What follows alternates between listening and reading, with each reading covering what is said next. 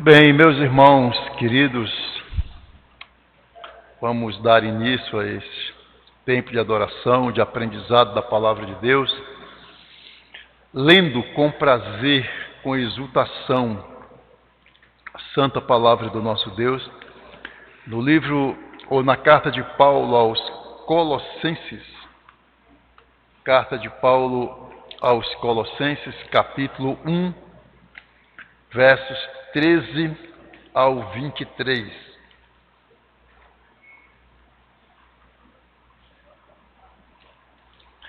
Colossenses 1, 13 ao 23.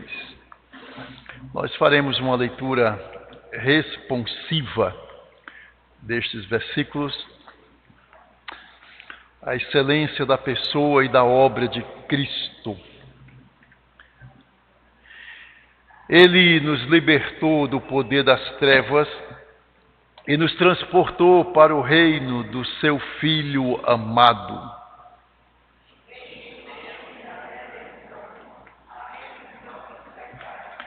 Ele é a imagem do Deus invisível, o primogênito de toda a criação.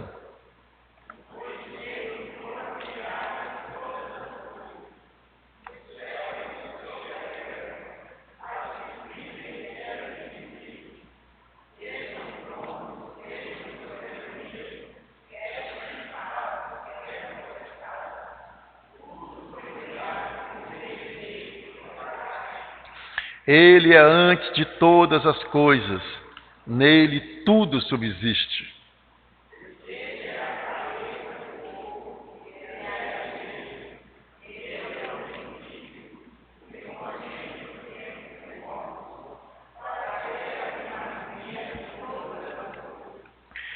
Porque Deus achou por bem que nele residisse toda a plenitude.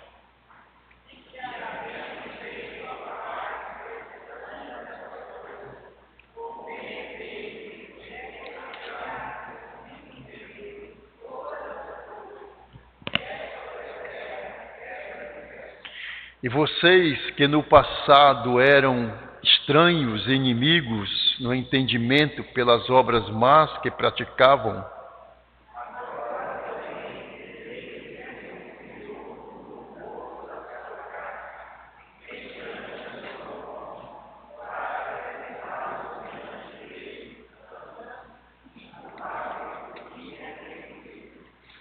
se é que vocês permanecem na fé, alicerçados e firmes, não se deixando afastar da esperança do Evangelho que vocês ouviram e que foi pregado a toda criatura debaixo do céu e do qual eu, Paulo, me tornei ministro. Vamos orar, meus queridos. Senhor, nós te agradecemos porque o Senhor nos libertou do império das trevas e nos transportou para o reino do seu Filho amado. Ó Deus, muito obrigado, porque em Ti nós temos a redenção, nós temos a remissão, o perdão dos nossos pecados. E hoje, Senhor, nós podemos de maneira livre Te louvar, Te exaltar, por tudo aquilo que o Senhor fez e era em nossas vidas. Ó Deus, muito obrigado por Jesus Cristo, o nosso Senhor. Ele é a nossa grande alegria, Ele é a nossa grande esperança.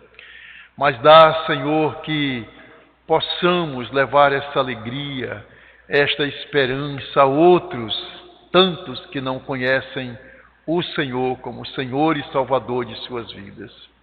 Ó Senhor, usa-nos, mas usa logo, Senhor, as nossas vidas para promover a Tua glória nesta terra. Ó Senhor, muito obrigado pelo privilégio de estarmos aqui novamente, de podermos cantar, de podermos louvar o Teu nome. Venha, abençoa esse momento de culto, de adoração, abençoa o estudo da palavra, nos fortalece, Pai. É o que nós te pedimos e oramos agradecidos em nome de Jesus. Amém. Queridos, vamos nos colocar em pé, por favor, e vamos cantar 2 louvores, nos preparando para o estudo da palavra de Deus, para sermos alimentados por ela.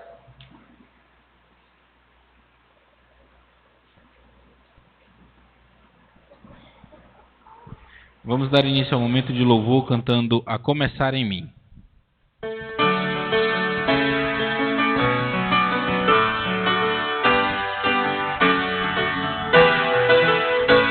A começar em mim, quebra corações, para que sejamos todos um, como tu és em nós. Do início. A começar em mim, quebra corações, para que sejamos todos um, como tu és em nós. Onde há frieza que haja amor, onde há ódio, perdão, para que teu corpo cresça assim, rumo à perfeição. A começar em mim, quebra corações, para que sejamos todos um, como tu és em nós, como tu és em nós, como tu és em nós. Vamos cantar agora Igreja.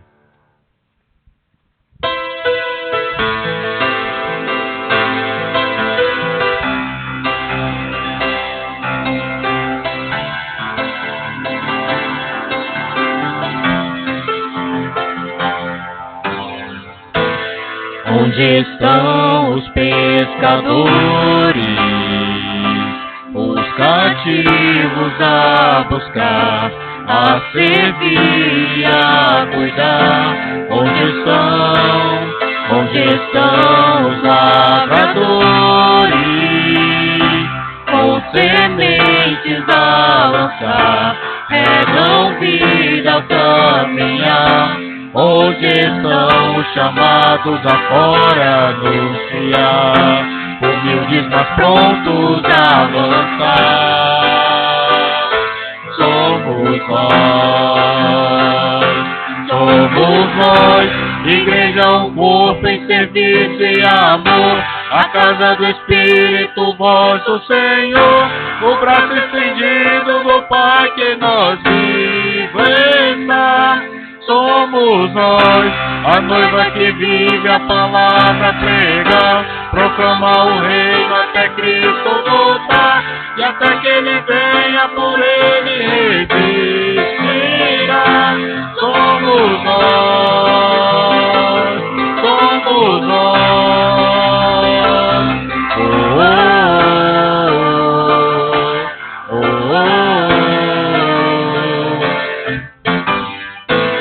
Onde estão os que se unem, reunidos para adorar, aprender e ensinar? Onde estão os que se doam, sempre prontos a ajudar, acolher e consolar? Onde estão os chamados a serem sal e luz, parábolas vivas de Jesus? Somos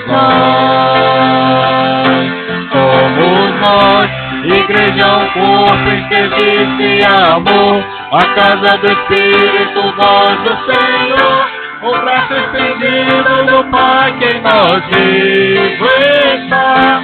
Somos nós, a noiva que vive a palavra pregar, proclamar o reino até Cristo voltar, e até que Ele venha por Ele resistirá.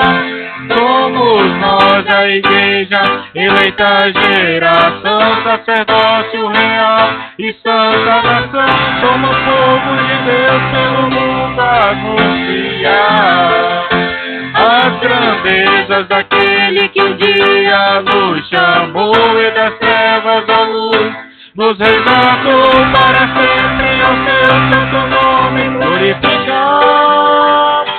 Somos nós, igreja, um corpo em serviço e amor, a casa do Espírito, voz do Senhor, o braço estendido do Pai que em nós vive está.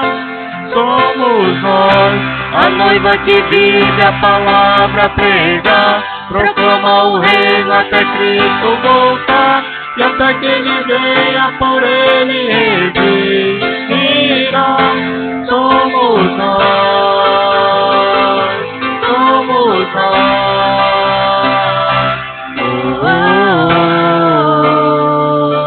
oh, oh, oh.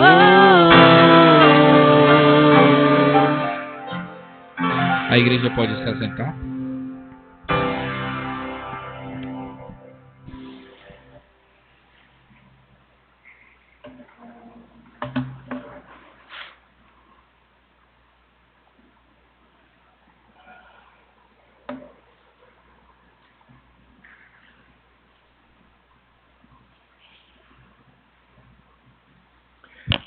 Meus irmãos, boa noite.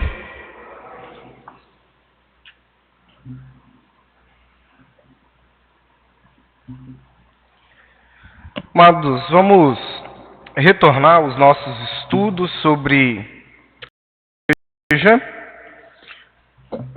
seguindo aqui o roteiro desse livro do reverendo Ronaldo Lidório, Igreja Viva, buscando em Cristo fortalecimento espiritual.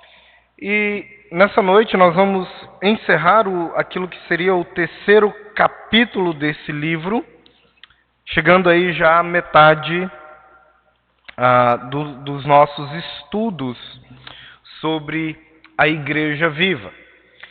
E eu tenho dito nas últimas quartas-feiras que a marca ou as marcas de uma igreja verdadeira são três marcas, aquilo que nós falamos e que fica bem estabelecido na história da teologia, na história da fé reformada, que é a pregação fiel da palavra, a administração dos sacramentos e a aplicação da disciplina.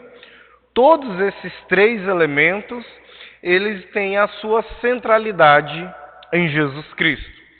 E ao longo dessas quartas-feiras, nós vimos alguns aspectos relacionados a cada uma dessas marcas, né? A primeira parte do estudo é mostrar uma dessas marcas e quando a igreja não tem, como ela anda, né?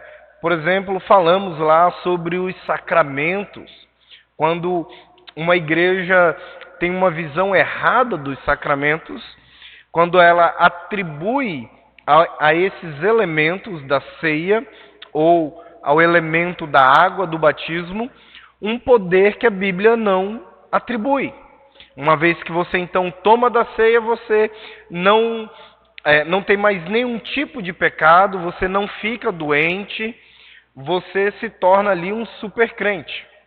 Uma vez que você é lavado pelas águas, pronto, você não tem mais pecado, você pode ser a pior pessoa do mundo, naquele momento você se torna automaticamente a melhor pessoa do mundo.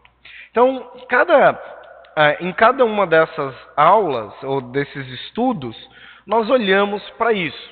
E um dos elementos aqui, que vai ser a primeira parte do nosso estudo, é aquele que traz talvez uma maior dúvida para a igreja, que é a aplicação da disciplina. E hoje eu vou fazer algo diferente, em vez de mostrar uma visão errada sobre a disciplina. Nós vamos ver no primeiro momento do nosso estudo o que é essa aplicação da disciplina. E depois nós vamos ver 6 características que a igreja verdadeira, aquela igreja que é cristocêntrica, a igreja que entende o sacerdócio de Jesus, é uma igreja que prega bem a palavra, que administra os seus sacramentos e aplica a disciplina. 6 características que são visíveis nessa igreja, o que ela tem que experimentar, que seria a segunda parte do nosso estudo. Então, nós vamos ver a primeira parte sobre a aplicação da disciplina, e eu vou trazer algumas coisas desse pequeno livro do Nicodemos, Mantendo a Igreja Pura. É um livro que fala sobre a disciplina bíblica, é um dos bons livros que trata sobre o assunto. Apesar de ser pequenininho, ele é um livro muito profundo no estudo. O Nicodemos, ele trabalha aqui os fundamentos bíblicos da disciplina. Então, esse é um livro que é publicável ainda. Você pode adquirir, quiser emprestado depois, eu posso emprestar, você devolvendo, né? Livro Mantendo a Igreja Pura. O Nicodemos, ele começa esse livro dizendo o seguinte: o exercício da disciplina é a maior necessidade da igreja evangélica no Brasil. De todos os elementos que marcam uma igreja verdadeira, a disciplina é a maior necessidade. Nós vamos encontrar igrejas administrando corretamente os sacramentos, nós vamos encontrar igrejas com a sua pregação fiel da palavra, mas a disciplina, ela é algo que é mais comum, a falha nas igrejas. Então, é a maior necessidade que nós temos hoje, é dessa aplicação correta da disciplina. E o que vem a ser a disciplina bíblica, a disciplina eclesiástica? A disciplina da igreja pode ser, a gente pode dizer que ela é todas as medidas, né, de confrontação e correção tomadas pela igreja em respeito aos pecados dos seus membros. Quando o seu membro, o membro de uma igreja, ela peca, então qualquer atitude da igreja para corrigir esse erro, esse pecado, é dito biblicamente como uma disciplina. Isso pode começar com uma conversa, uma exortação particular, uma orientação particular. Isso já é uma disciplina quando você visa corrigir o erro, certo? E isso pode ser levado ao ponto máximo da disciplina, que é a exclusão de uma pessoa do seio da igreja. Então, no nível mais imediato, é a conversa, é a confrontação pessoal. É você ir lá e admoestar uma pessoa, falar: olha, o que você está fazendo, conforme a Escritura, está errado. Se a pessoa não ouve isso, conforme lá Mateus 18, você então vai atrás de outros meios para que aquela pessoa deixe o erro, abandone aquele erro, confesse o seu pecado e deixe aquele pecado. E isso pode ir sendo caminhando, né, chegar a um conselho da igreja e o conselho o afastar da ceia, o afastar de ministérios, afastar ele da comunhão da igreja, de uma forma ali provisória, para ver que se o sujeito ele entende o que ele está errado. E, numa maneira final, excluir aquela pessoa do meio da igreja. Então, a disciplina bíblica é isso. é a tentativa da igreja de corrigir os erros que surgem. Seja numa conversa pessoal, particular, seja num gabinete pastoral, seja ela num conselho. Então há níveis de disciplina, mas na sua essência é a tentativa de corrigir o erro. Então isso que é disciplina bíblica não é uma punição, disciplina bíblica não é um castigo, não é penitência, ela é um esforço que a igreja, que Deus ordena à igreja, principalmente aos seus líderes, para manter a igreja pura.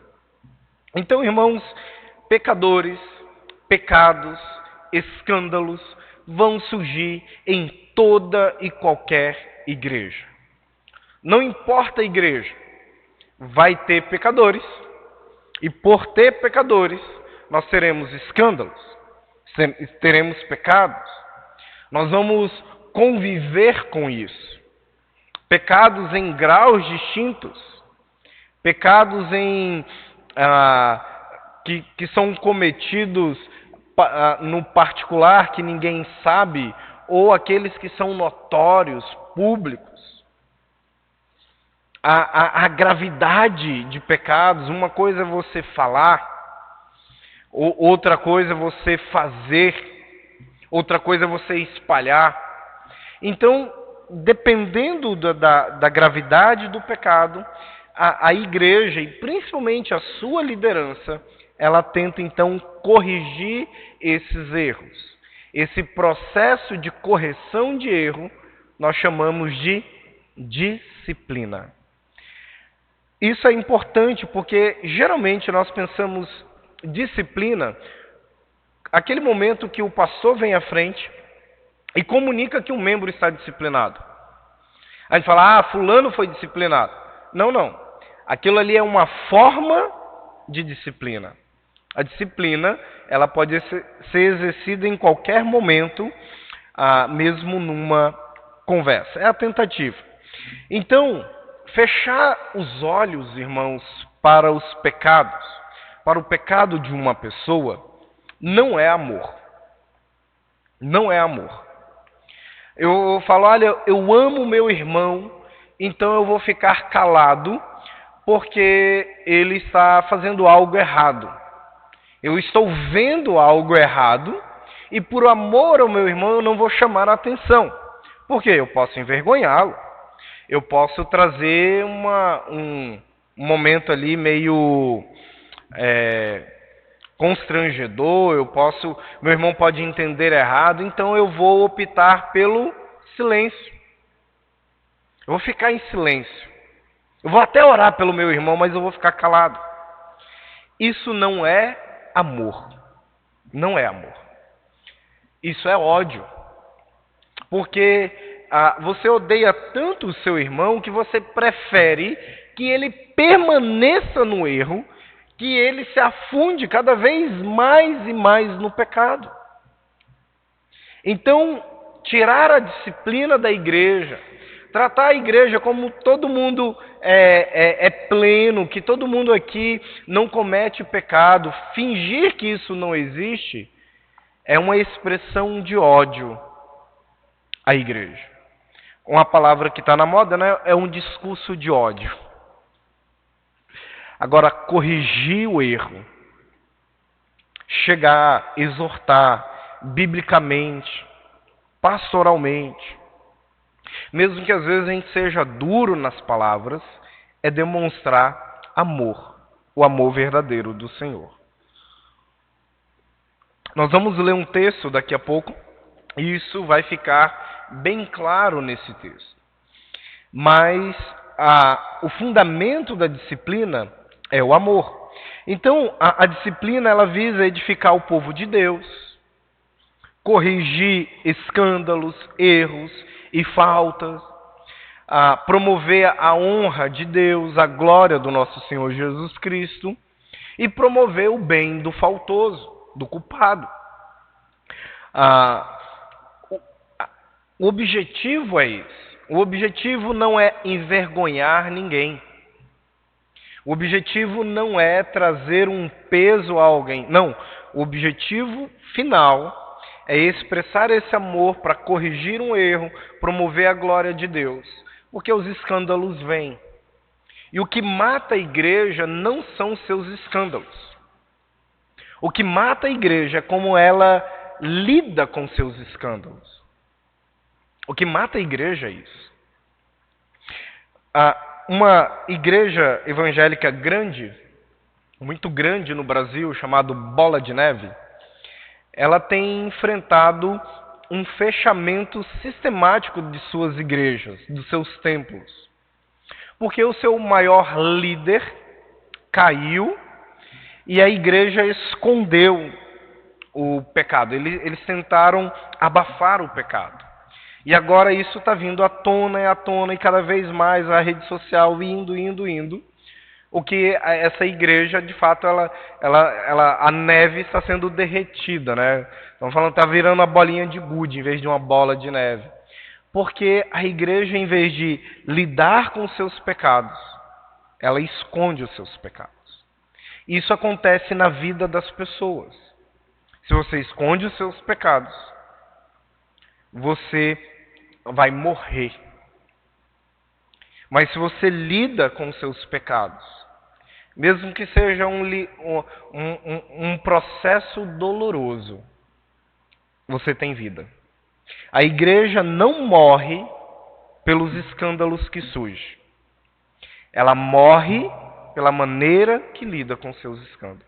Ela prefere o bem do próximo, deixando ele no pecado, em vez de promover o bem verdadeiro e bíblico. Ela prefere ser bem falada pelas pessoas do que promover a honra, a pureza do Evangelho, da glória de Deus. Edificar o povo de Deus. Ninguém é edificado no pecado. Não somos edificados no pecado. O pecado não edifica ninguém. A disciplina bíblica, sim. Com isso em mente, irmãos, quero que a gente leia Hebreus, capítulo 12, do verso 14 em diante. Hebreus, capítulo 12, do verso 4 ao 13. Eu falei 14, né? Obrigado. Hebreus 12, do 4 ao 13. Vamos ler, irmãos. Vamos ler de maneira alternada. Eu leio um versículo e a igreja lê o próximo. Diz assim: na luta contra o pecado, vocês ainda não resistiram até o sangue.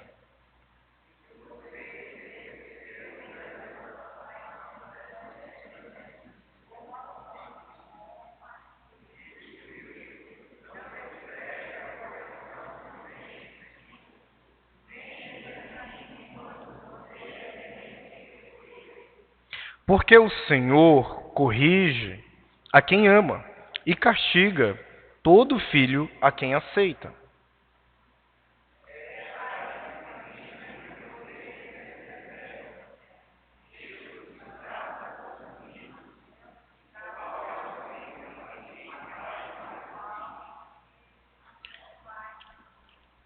Mas, se estão sem correção, da qual todos se tornaram participantes, então vocês são bastardos e não filhos.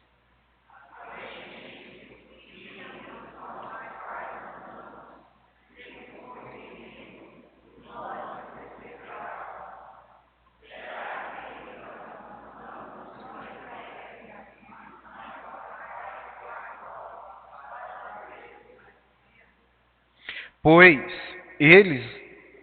pular aqui, né? Pois eles nos corrigiam por pouco tempo, segundo melhor lhes parecia. Deus, porém, nos disciplina para o nosso próprio bem, a fim de sermos participantes da santidade.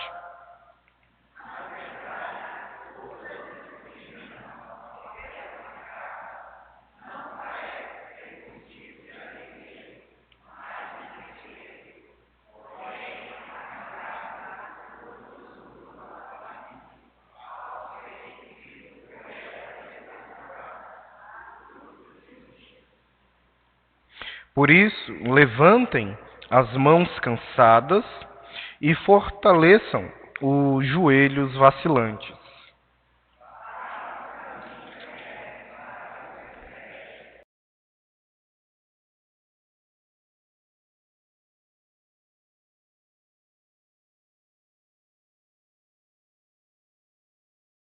Que é o principal texto sobre disciplina, do que é a disciplina. Não está aqui dizendo como é o processo de disciplina, mas o que é a disciplina. A disciplina é a correção que Deus traz a todos os seus filhos. Ou seja, eu sou disciplinado, você é disciplinado. Todos nós somos disciplinados por Deus, em todo momento. Toda vez que Deus usa qualquer meio para corrigir o nosso pecado, não para punir o nosso pecado. Punir o pecado, Deus fez em Jesus. Agora Ele corrige. Então, toda correção que vem, seja ela por meio de uma situação, seja pela exortação de um irmão, ou seja pelo um conselho de uma igreja, qualquer tipo de correção do Senhor é uma disciplina. Então, quando eu sou disciplinado, qual é deve ser o meu entendimento?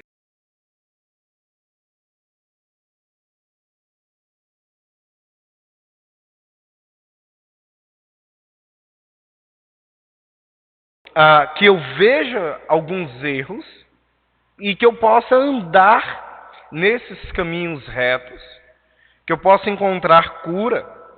Então, essa é a finalidade da disciplina bíblica.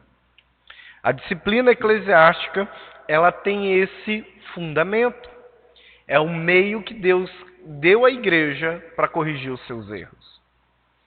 Mas Deus, Ele corrige e disciplina seus filhos, além de usar um conselho de uma igreja ou uma pessoa, como Deus também corrige os seus filhos usando situações da vida. Não tem quando a gente faz algo e quebra a cara, e a gente fala assim, não deveria andar por aqui, e a gente olha e fala, a palavra já disse que eu não deveria tomar esse caminho. Isso é uma disciplina de Deus. Não é uma punição, mas é Deus usando aquela situação para abrir os seus olhos. E quando isso acontece, nós vemos que somos filhos. Filhos. E um exemplo bem claro é Esaú e Jacó. Esaú e Jacó.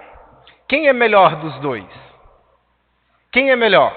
Aquele que vende o seu direito, despreza tudo, toma um monte de mulher para trazer amargura para os seus pais, é violento? Ou é aquele que é enganador? Aquele que engana o irmão, engana o pai, engana o sogro? Quem que é melhor dos dois? Nenhum. Só que Deus escolhe e ama quem? Jacó. E o que Deus faz com Jacó? Tira Jacó da sua casa, tira dos seus parentes, leva Jacó para uma terra distante, permite que Jacó seja enganado da mesma maneira que ele enganou, humilha, trata. Jacó que é aquele que vai ser quebrantado, é aquele que tem que se humilhar diante do seu irmão. Filhos também trazem situações a ele dolorosas e ele é humilhado, ele vai passar fome e ele vai ser levado para o Egito. Esse Jacó é aquele que Deus vai, sabe assim, esmagar até virar Israel. E o que Deus faz com Esaú? Nada. Fica de boa. Casa, tem um monte de propriedade, fica rico. Não é dito nada. Parece que ele volta, olha para o seu irmão, seja bem-vindo, dá um tapinha na costa e volta para a sua terra. Absolutamente nada. Jacó era o filho. E Deus corrige todos os seus filhos. Se você não é corrigido por Deus, você não é filho.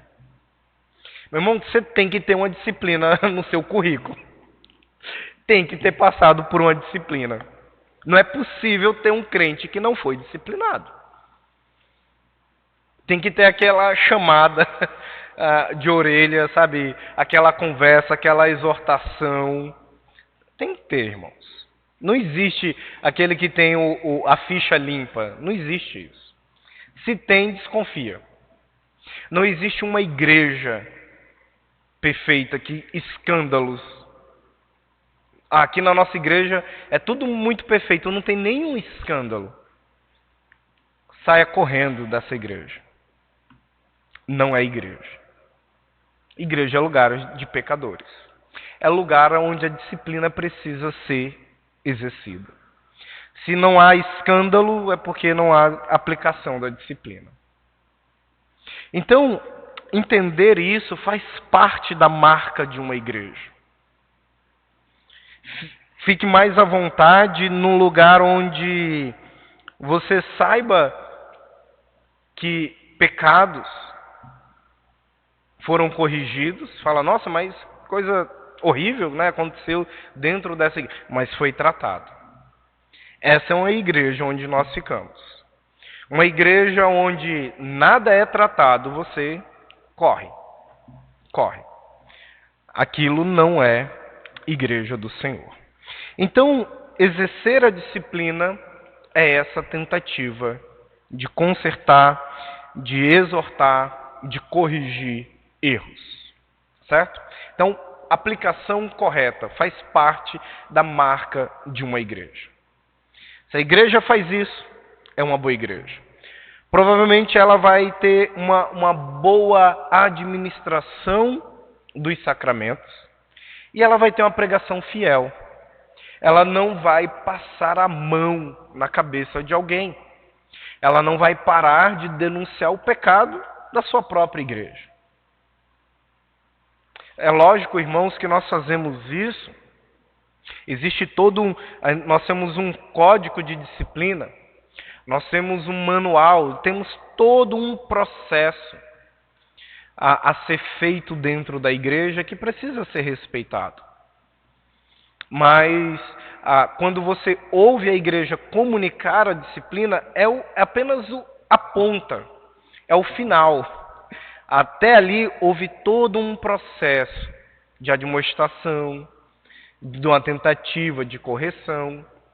O final, quando nós comunicamos a igreja e se comunica a igreja, é só a última tentativa que a igreja tem de corrigir aquilo para evitar uma exclusão.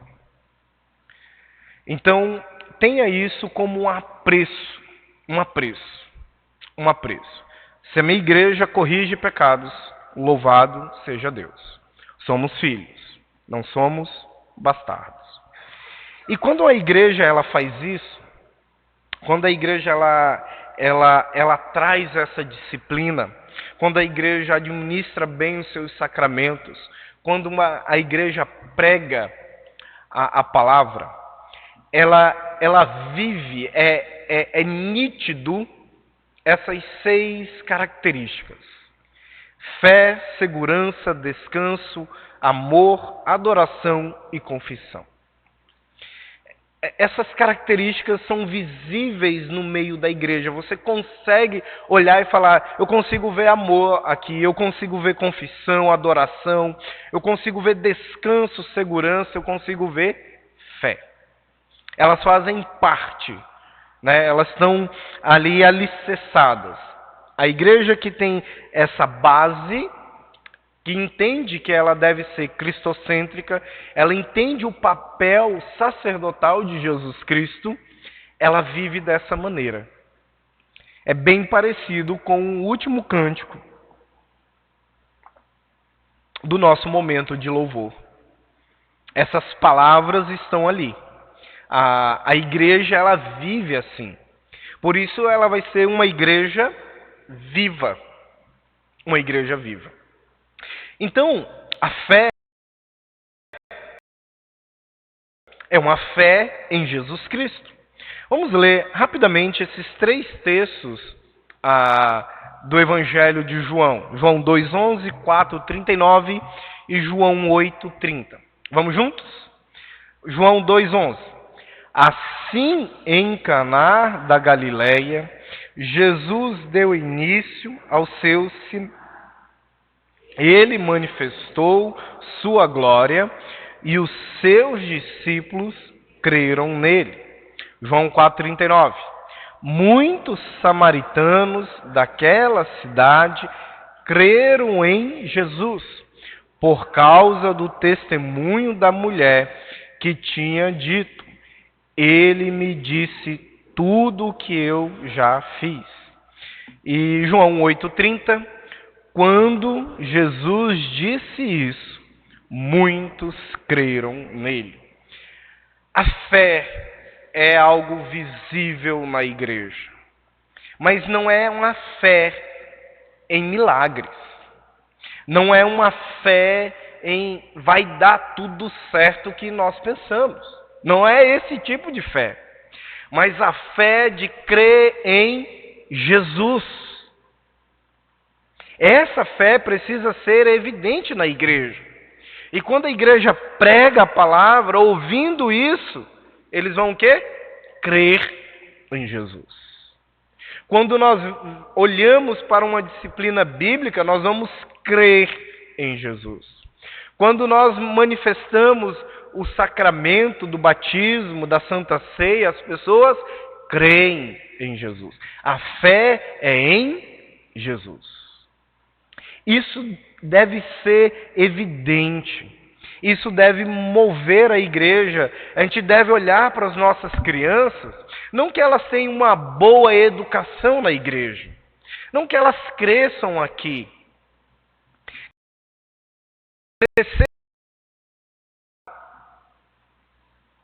Se elas não tiverem fé em Jesus Cristo. Por que nós ensinamos, por que nós fazemos isso?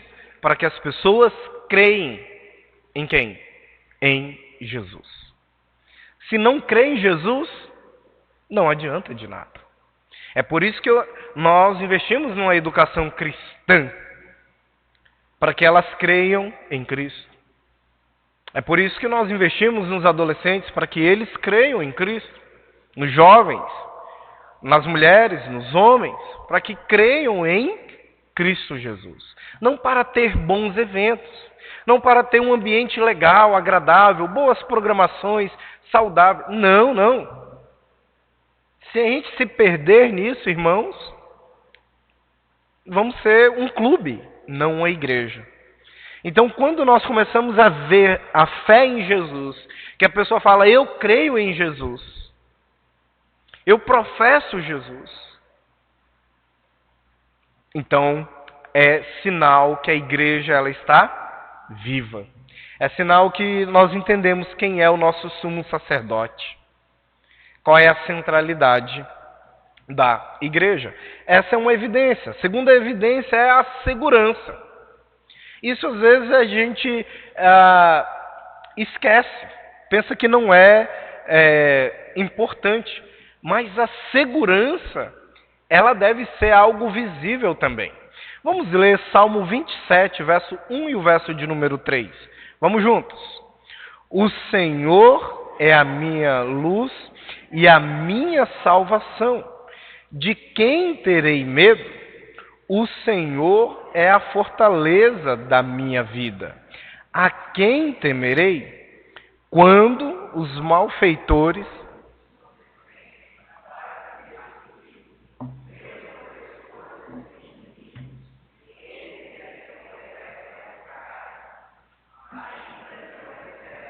se acampe contra mim, não se atemorizará o meu coração.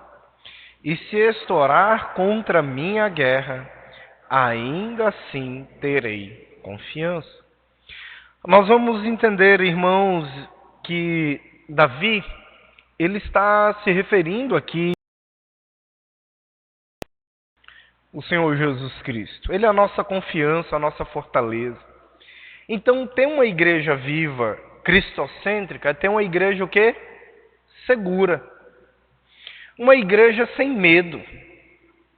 Sem medo de uma pandemia. E aí a gente mostrou o quanto que a gente é falho, né? Que a gente tinha medo de quê? Morrer. Tomou conta da igreja. E aqueles crentes que falavam, olha, a quem temerei? A um vírus. E a gente teve um medo danado, e foi uma vergonha danada para a igreja. Um bando de medrosos, todo mundo com medo.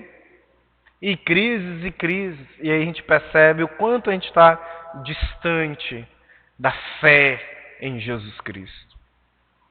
O quanto que nós somos falhos em entender que Ele é o nosso sumo sacerdote, Ele se entregou, Ele é o sacrifício. Ele pagou o preço. Mesmo que a gente morra, nós temos vida em Jesus Cristo. Cadê a confiança, a segurança no Senhor? Irmãos, um bando de medrosos. Uma igreja cristocêntrica é uma igreja que anda sem medo. Pode botar decreto em cima de decreto. Pode falar que vai fechar, prender, matar. A quem temeremos? Isso deve ser evidenciado. Ter fé em Jesus deve gerar em nós confiança, segurança. Nós somos salvos em Cristo Jesus. E ponto. E vamos que vamos. A nossa falta de segurança nessa firmeza da pessoa de Jesus Cristo, ela é uma ofensa ao Senhor. É a ideia que Jesus fala, olha, eu dei minha vida por ti. O que você quer mais? Por que você não se sente seguro? Eu ressuscitei, eu venci a morte. Por que você não se sente seguro? Deve chocar o nosso coração. Nessa segurança que nós participamos dos elementos. Que um dia cearemos com Ele. Essa segurança que a disciplina deve produzir no nosso coração, que somos filhos de Deus. Mesmo aqui nesse momento tão difícil, nós somos filhos. E estamos seguros com Ele. O outro elemento que deve aparecer na igreja é o descanso. Se eu tenho fé e segurança, logo eu tenho que descansar no Senhor. Salmo 131, verso 1, 2 e 3. Vamos ler juntos? Vamos lá. Senhor, não é orgulhoso o meu coração, nem arrogante o meu olhar. Não ando à procura de coisas grandes, nem de coisas maravilhosas demais para mim. Pelo contrário, fiz calar e sossegar a minha alma. Como a criança desmamada se aquieta nos braços de sua mãe, assim é a minha alma dentro de mim. Espere, ó Israel, no Senhor, desde agora e para sempre. Descanso. No final de estudo, na quarta-feira, o versículo do Gabriel. O belo versículo do Gabriel, né? Que ficou aí conhecido. Deito e logo pego no sono. Eu descanso. E Davi fala aquilo, ele está dentro de uma caverna e Saul com seu exército está logo ali à frente. Basta algum gaiato entrar na caverna, um pouquinho a mais, que encontrava Davi. E ele dorme, porque ele descansa no Senhor. O que será de amanhã? Como será a nossa vida? Como será o nosso destino? Descanse no Senhor. Uma igreja viva que tem a marca, ela está descansada. Ela está ali, ela sabe quem é o seu Senhor. Arrogância,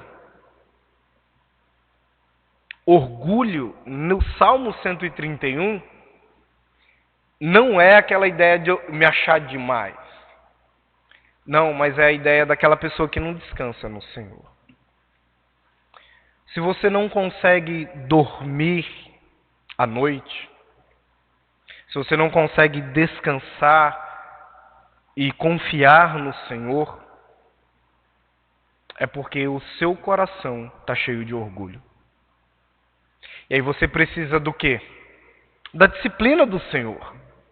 Para corrigir o seu pecado, o seu orgulho, de confiar em você, de confiar na sua habilidade. É preciso, sabe, Deus pegar a sua vida e dar uma chicotada. Para que você aprenda o quê? A descansar nele.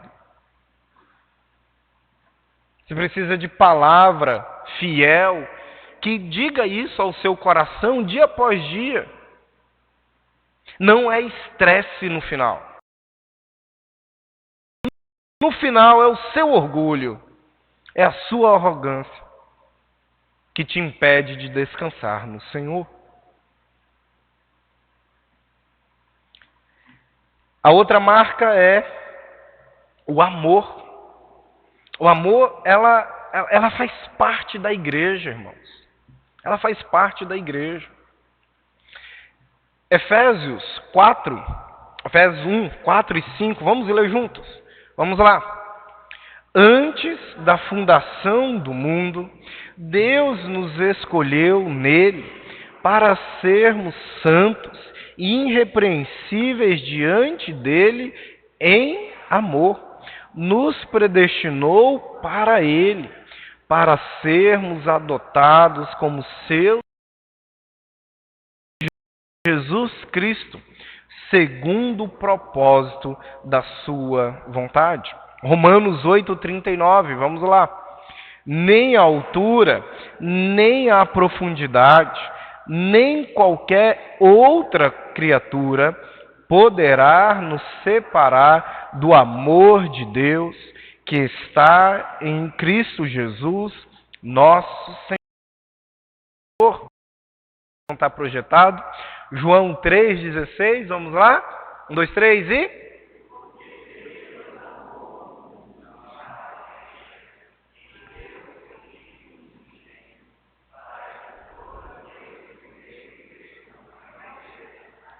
mas tenha a vida eterna.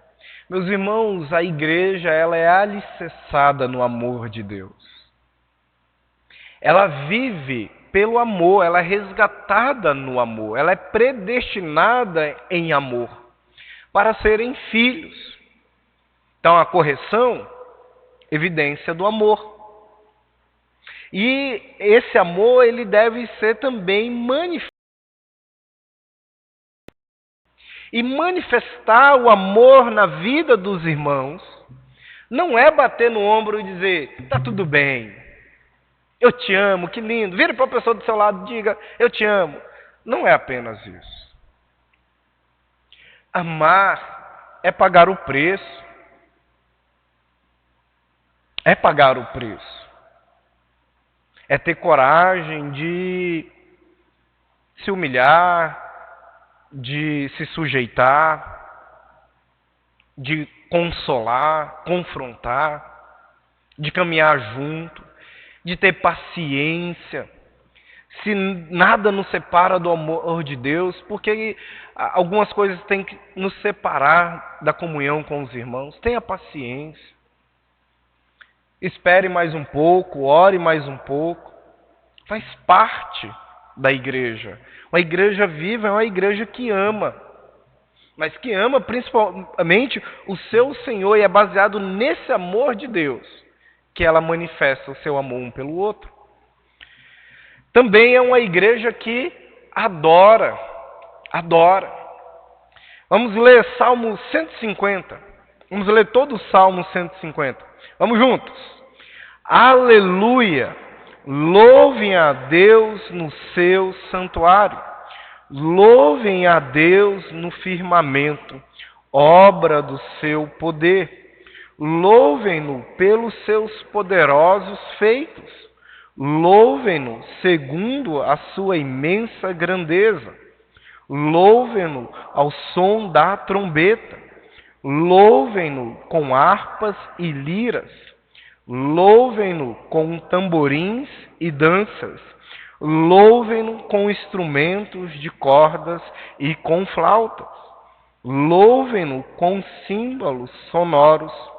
Louvem-no com símbolos retumbantes. Todo ser que respira, louve o Senhor. O Senhor. Aleluia. Meus irmãos, é a igreja que louva sempre a Deus. Adoração, adoração, culto, adoração.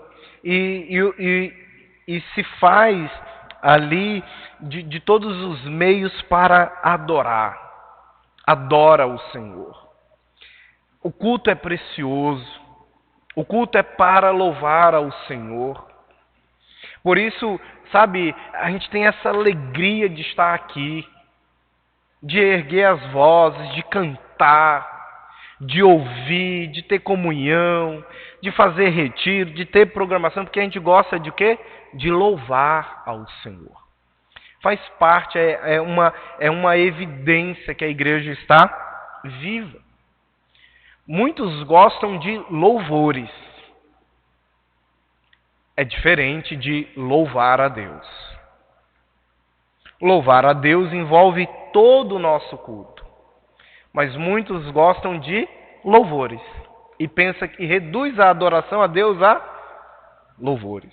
E o salmista está dizendo, não é apenas um não. Você louva, sabe, pelos seus poderosos feitos. Você louva ali com flauta. Você louva as obras do seu poder no santuário. Você louve, todo ser que respira em todo tempo deve louvar ao Senhor. E por fim, confissão. Isso não pode faltar na igreja. Mateus 10, 32 e 33. Vamos juntos, irmãos? Portanto, todo aquele que me confessa diante dos outros, também eu confessarei diante de meu Pai, que estás nos céus. Mas aquele que me nega diante das pessoas, também eu negarei diante de meu Pai, que estás nos céus. A confissão, a nossa confissão é a Jesus Cristo. E nada pode nos calar disso. Eu confesso a Jesus Cristo. Eu prego a Jesus Cristo. Eu vivo a Jesus Cristo. Eu louvo a Jesus. Eu sou disciplinado por Jesus, eu descanso em Jesus, eu tenho segurança em Jesus. A minha fé está em Jesus. Eu preciso falar e falar e falar. Aquilo que nós ouvimos no domingo à noite, na pregação do pastor Jonas.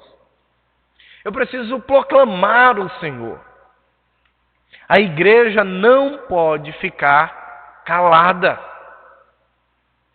Nós devemos confessar. Não podemos negar. Mesmo que isso às vezes custe a nossa medalha olímpica, né? Quando você fala que Jesus é o caminho, a verdade e a vida.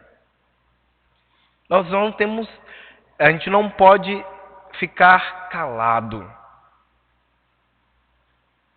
Devemos ter essa ideia na nossa mente. Eu sou alguém que confessa a Jesus Cristo.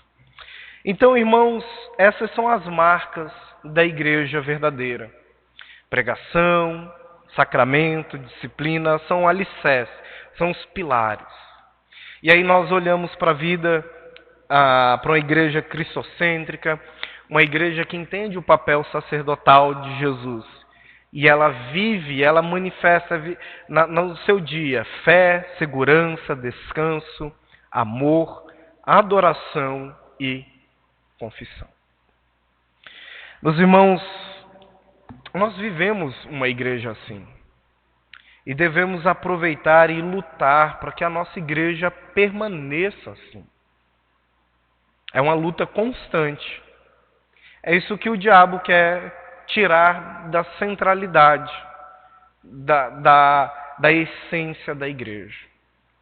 E nós devemos levantar e mostrar ao mundo. Nós somos uma igreja assim. A segunda igreja é uma igreja verdadeira, que prega, administra seu sacramento, a sua disciplina. Que vive a fé, segurança, o descanso, o amor, que confessa a Jesus Cristo, que adora a Ele. Que nós, irmãos, possamos lutar por isso. Essa deve ser a nossa bandeira a ser levantada. Que Deus nos ajude e que a gente continue sendo uma igreja verdadeira para a glória de Deus. Pastor Jonas está com a palavra.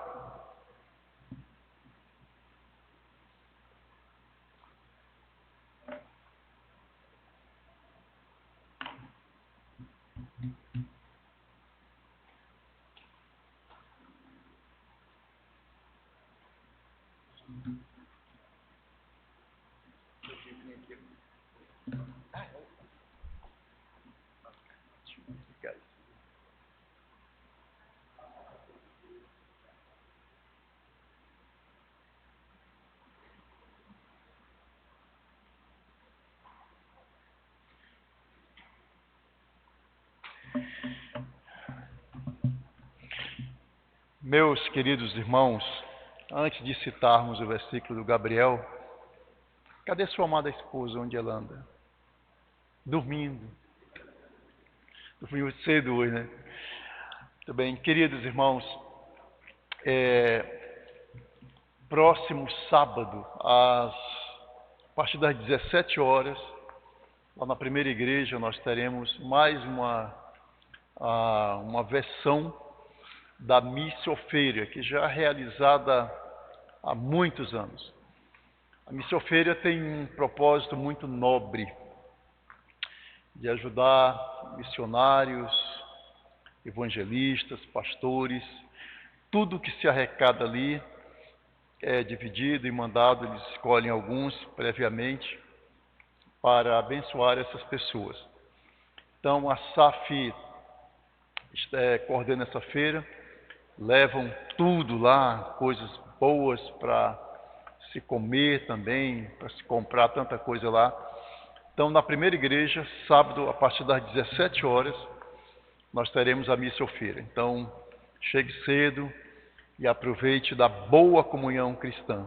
Ali estaremos todas as igrejas do presbitério reunidas. É um momento, irmãos, social, eu diria, agradabilíssimo para a igreja. Então, faça um esforço para estar lá e também abençoar a vida de muitos missionários, seminaristas, pastores. Isso é uma bênção. Queridos, também estamos aí já na contagem regressiva para o encontro da Fé Reformada. Nós teremos aqui uma livraria, o Júnior me informou aí, com 3.000 volumes, é isso? 3.000 volumes. 2.500, né? 2.500 volumes aí, que serão catalogados. Então, muitos títulos, irmãos, livros a um preço bom para você adquirir, boa literatura reformada. Coloca lá na sua biblioteca. Talvez você morra e nem leia muito desses livros. Não tem problema. Lá em casa tem um bocado ainda que está no saquinho lá. Aí eu falei, cara, eu olhei assim, um dia eu leio. Um dia, né? Mas investe, isso é investimento. Aí você faz como Lucas, dedica, né? Dá para uma pessoa, né? Investe, de repente vai para o aniversário e tal.